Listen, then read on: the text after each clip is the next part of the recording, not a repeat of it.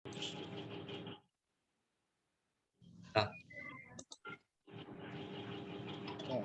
Assalamualaikum warahmatullahi wabarakatuh. Alhamdulillahillazi hadana lihadza wa ma kunna linahtadiya laula an hadanallah. Asyhadu an la ilaha illallah wahdahu la syarikalah wa asyhadu anna Muhammadan abduhu wa rasuluh la nabiyya ba'da amma ba'du. Puji syukur kita panjatkan kehadirat Allah Subhanahu wa taala yang mana Allah telah memberikan kita ilmu yang baik dunia dan akhirat. Sebagaimana kita dapat melaksanakan kuliahan mesin konversi energi ini. Baik, saya tidak akan mempanjang kata-kata pengantar saya akan mulai dengan pembahasan yaitu mesin konversi energi pembangkit listrik. Yang pertama saya silakan kepada anggota kelompok saya yang pertama, Andre Kurniawan. Sukma Setiawan, kepada Andre kami persilakan. Assalamualaikum warahmatullahi wabarakatuh. Waalaikumsalam warahmatullahi wabarakatuh. Di sini saya akan menjelaskan tentang pembangkit listrik tenaga diesel. Pembangkit listrik tenaga diesel yang disingkat PLTD merupakan pembangkit listrik yang menggunakan mesin diesel sebagai penggerak awal. Mesin diesel ini berfungsi untuk menghasilkan energi mekanis yang diperlukan untuk memutar rotor generator. Bahan bakar yang digunakan untuk mesin diesel ini adalah solar. Ini adalah gambar dari PLTD. Kemudian penggunaan PLTD. Pembangkit listrik tenaga diesel biasanya digunakan untuk memenuhi kebutuhan listrik dalam jumlah beban yang kecil, terutama untuk daerah yang baru atau terpencil, untuk listrik di pedesaan, dan memasuk kebutuhan listrik suatu pabrik. Ini adalah bagian-bagian dari PLTD. Yang pertama ada tangki penyimpanan bahan bakar. Yang kedua, penyaring bahan bakar. Yang ketiga, tangki penyimpanan bahan bakar sementara. Yang keempat, pengabut, lalu mesin diesel. Yang keenam, turbocharger. Yang ketujuh, penyaring gas pembuangan. Yang kedelapan, tempat pembuangan gas. Yang kesembilan, generator. Yang kesepuluh, trafo. Dan yang terakhir, saluran transmisi. Prinsip dari kerja PLTD. Adapun prinsipnya yaitu bahan bakar dalam tangki penyimpanan, bahan bakar dipompakan ke dalam tangki penyimpanan sementara. Namun sebelumnya disaring terlebih dahulu. Menggunakan kompresor udara, udara bersih dimasukkan ke dalam tangki udara start melalui saluran masuk. Kemudian dialirkan ke turbocharger. Udara yang bertekanan dan bertemperatur tinggi dimasukkan ke dalam ruang bakar. Bahan bakar dari conversion kit atau nozzle. Kemudian diinjeksikan ke dalam ruang bakar combustion chamber. Di dalam mesin diesel terjadi penyalaan sendiri karena proses kerjanya berdasarkan udara murni yang dimanfaatkan di dalam silinder pada tekanan yang tinggi. Ledakan pada ruang bakar tersebut menggerakkan torak atau piston yang telah terkopel dengan rotor pada generator, sehingga pertukaran rotor tersebut akan menimbulkan gaya gerak listrik. Saya kembalikan pada moderator. Baik, baik, terima kasih banyak saya ucapkan kepada Andre Setiawan Sukma yang telah menyampaikan materinya. Selanjutnya saya persilakan kepada anggota kelompok saya untuk menyampaikan materinya, yaitu pembangkit listrik tenaga surya. Pada anggota kelompok saya persilakan.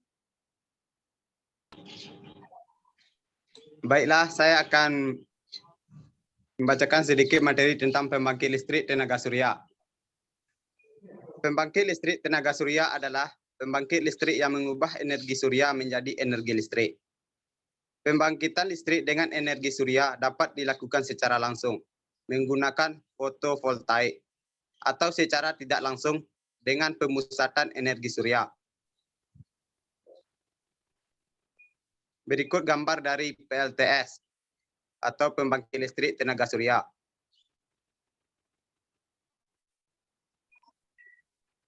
Selanjutnya, komponen utama dalam PLTS. 1. Panel surya. Dalam pembangkit listrik tenaga surya, panel surya merupakan komponen terpenting untuk transformasi energi. Panel surya menghasilkan arus listrik dengan jenis arus searah. Keuntungan dari panel surya adalah energi listrik dapat disimpan di dalam baterai ataupun ultrakapasitor. Kedua, modul surya. Modul surya adalah rangkaian listrik berisi sel-sel surya yang dibingkai dan dilaminasi untuk memperoleh tegangan listrik dan daya listrik. 3. Inverter. Sistem pembangkit listrik tenaga surya menghasilkan arus listrik dengan jenis arus searah. Umumnya, pemakaian energi listrik menggunakan arus bolak-balik.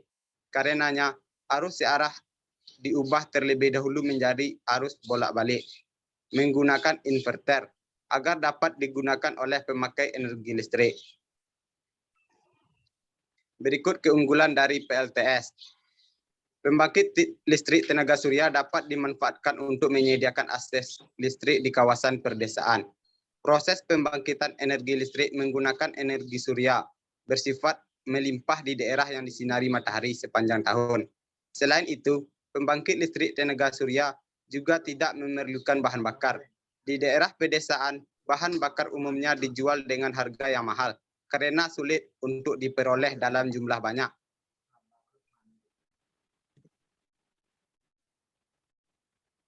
Cukup sekian pembahasan dari PLTS atau pembangkit listrik tenaga surya. Dikembalikan kepada moderator.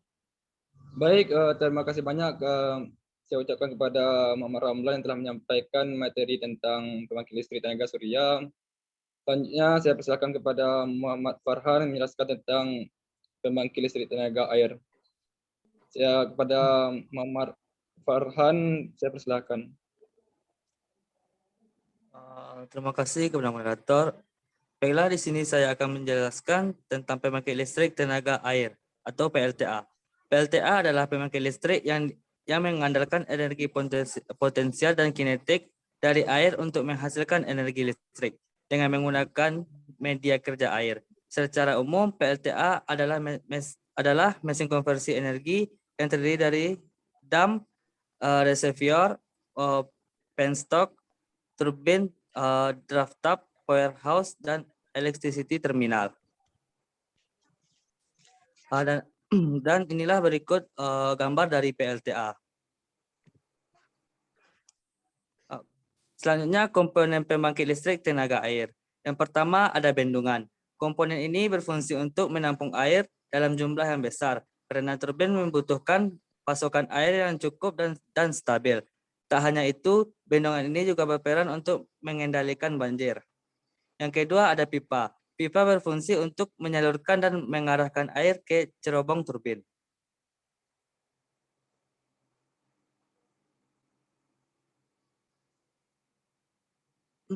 Selanjutnya ada turbin. Fungsi turbin untuk mendorong dan memutar baling-baling digantikan oleh air untuk memutar turbin. Selanjutnya ada generator. Generator merupakan sebuah alat yang dihubungkan dengan turbin melalui gigi-gigi putar sehingga baling-baling turbin berputar. Generator juga akan ikut berputar.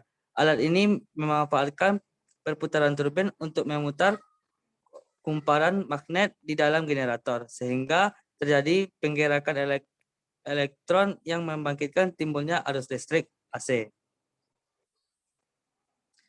Selanjutnya ada cara kerja dari PLTA. Yang pertama, cara kerja PLTA dasarnya dengan mengubah energi air menjadi energi listrik. Air menjadi sarana potensial yang bisa digunakan untuk menggerakkan turbin. Lalu air yang ada di bendungan akan turun ke dalam lubang untuk memutar turbin.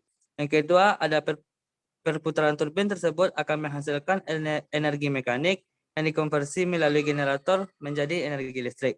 Setelah itu, cara kerja PLTA berikutnya diteruskan kepada ke power supply listrik yang akan disambungkan oleh kabel. Yang ketiga, umumnya kabel tersebut dibentangkan dan ditahan oleh sutet. lalu dibagi ke daerah atau diteruskan ke rumah penduduk. Selain itu, air yang sudah melewati turbin akan disalurkan ke sungai agar bisa dimanfaatkan oleh warga sebagai sumber kehidupan.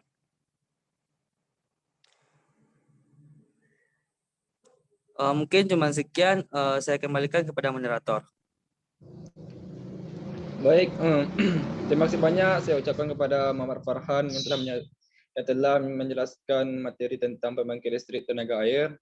Selanjutnya saya sebagai moderator akan menjelaskan tentang materi saya, yaitu pembangkit listrik tenaga uap.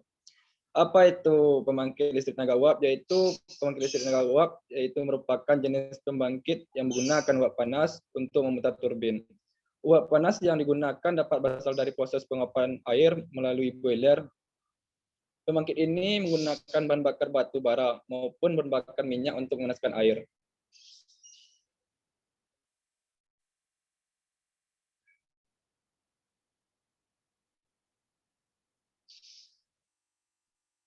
Yang kedua itu prinsip kerja pembangkit listrik tenaga uap.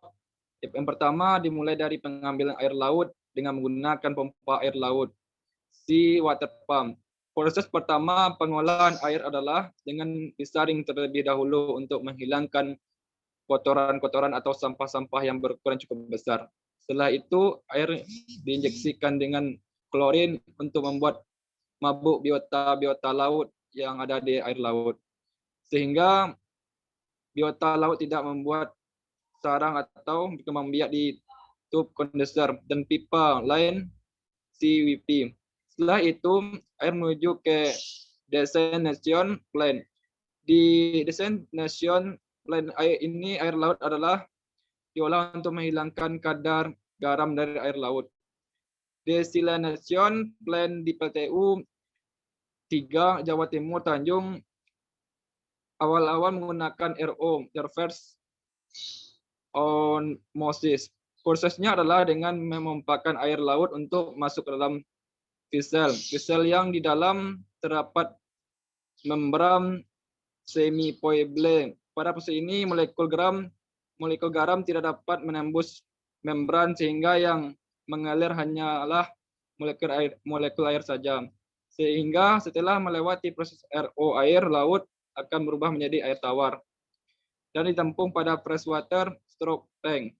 Proses selanjutnya adalah proses penghilangan mineral-mineral yang terkandung di air tawar yang terjadi di WTP, Water Treatment Plant. Proses yang terjadi di Water Treatment Plant adalah peningkatan ion-ion positif dan negatif dari raw water dengan menggunakan resin. Resin yang digunakan bermuatan positif dan negatif. Jadi, ion positif yang terkandung dalam air akan terikat oleh resin bermuatan negatif. Sementara, ion negatif yang terkandung di dalam air akan terikat oleh resin bermuatan positif. Hasil dari WTP adalah demin water atau air bebas mineral yang ditampung di demin water tank. Berikut ini yaitu gambar dari pembangkit listrik tenaga uap. Ya, selanjutnya komponen utama pembangkit listrik tenaga uap. Yang pertama boiler atau kettle uap berfungsi sebagai tempat pemanasan air menjadi uap air yang bertekanan untuk selanjutnya memutar turbin uap. Selanjutnya turbin ialah mesin yang dijalankan oleh aliran air. Turbin uap ialah turbin yang menggunakan uap sebagai fluida kerja, di mana uap yang digunakan dihasilkan dari boiler. Ketiga, generator uap ialah suatu kombinasi antara sistem-sistem dan peralatan yang dipakai untuk perubahan energi kimia dari bahan bakar fosil sebagai energi termal. Yang keempat, kondensor adalah tempat yang berfungsi untuk mengembunkan uap dengan jalan mendinginkannya. Air pengembunan yang terjadi dalam kondensor disebut air kondensat, yang kemudian disalurkan kembali ke dalam kettle uap dengan menggunakan sebuah pompa. Kelima, pompa berfungsi mengalirkan air dari kondensor menuju ke boiler. Yang keenam, ceborong berfungsi sebagai tempat pelepasan uap terbuang ke udara.